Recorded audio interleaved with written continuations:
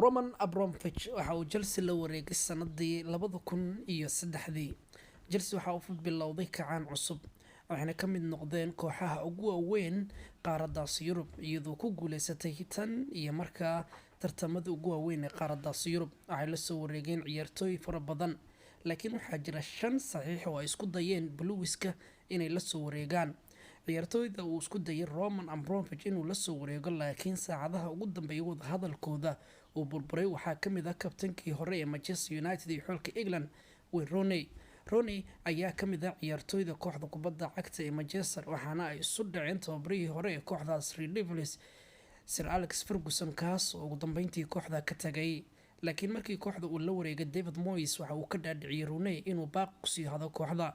xidigaha kale Chelsea ay ku dhawaato waxaa ka mid ah kabtankii hore Liverpool Steven Gerrard. Gerrard waxa uu u baahnaa ku guuleysashada horyaalka Premier League, waxaana si waali ah u baadigoobayay macallinkii hore ee kooxda Chelsea Jose Mourinho. waxaana Chelsea ay wada hadal la furtay Gerrard iyadoo u kaashanaysa ciyaartooy Lampard uu ka mid yahay, maadaama qaranka ay wadaagaan. Gerrard waxa ugu dambeyntii go'aansaday inuu iska sii joogo kooxda kubadda cagta ee Liverpool, waxaana kabtankii hore Liverpool heshiiskiisa uu noqday mid burbura. ciyaartooyda kale ee kooxda kubadda cagta Chelsea isku dayday waxaa ka mid ah daaficii hore ee Barcelona Dani Alves oo heshiiskiisu la dhameeyay, laakiin ugu dambeyntii uu go'aansaday inuu ku biiro kooxda kubadda cagta ee Barca. waxaana Alves markaas uu joogay kooxda kubadda cagta ee Barcelona. ciyaartooyda kale Chelsea ay ku guuldareysatay inay la soo wareegto waxaa ka mid ah Robinho intii aanu ku biirin Manchester City waxaa lala xiriirinayay kooxda kubadda cagta ee Blueska Chelsea dhaqaale fara badan ayay haysatay, laakiin ciyaaryahankaas ma aysan go'aansan ugu dambeyn inay keenaan garoonka kooxda. Chelsea ciyaartooyda kale ee ay ku guuldareysatay waxaa ka mid ah ciyaaryahanka Manchester United Luke Shaw. markii uu joogay kooxda Southampton, macalinka kooxda kubadda cagta ee Chelsea Jose Mourinho iyo maalqabeenka kooxda waxa ay go'aansadeen inay keenaan, hase ahaatee waxa uu ka mid noqday ciyaartooyda Chelsea ay lala xiriirinayeen laakiin aysan la soo wareegin. dhacdooyinka kubadda cagta Chelsea markii uu la wareegay Roman Abramovich waxay ka mid noqotay inay sameeyaan kooxaha ugu badan ee saxiixyo kala duwan. Daniel Alves, Steven Gerrard, Rooney, Luke Shaw ayaana ka mid ah ciyaartooyda kooxda kubadda cagta Chelsea ay ku guuldareysatay inay la soo wareegaan.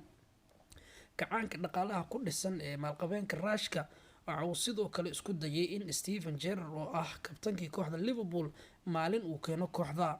wadahadalku si fiican ayaa loo dhameeyay, laakiin kabtankii kooxda Liverpool waxaa kooxdiisu ay ku qancisay inuu kusii nagaado garoonka kooxdaasi. saxiixyada kale ee waaweyn Chelsea ay ku guuldareysatay waxaa ka mid ah Wayne Rooney oo ah ciyaaryahan sumcad ku leh xulka qaranka Ingiriiska, kaasoo ah ciyaaryahanka ugu dhow goollalinta badan xulka.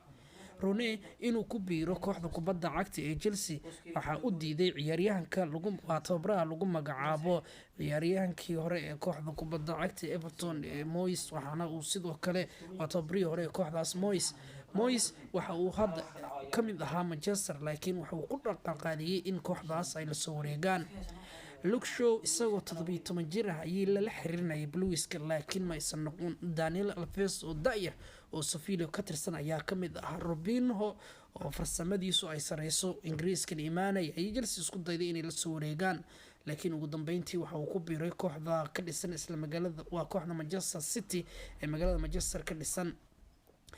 Rooney iyo ciyaaryahanka kale ee Gerrard haddii ay Chelsea gadan lahayd waxa ay ka mid noqon lahaayeen ciyaartooyda ugu waaweyn ee kooxda kubadda cagta Blueska u saxiixa, maadaama xidigahaas si weyn looga qadariyo wadanka England.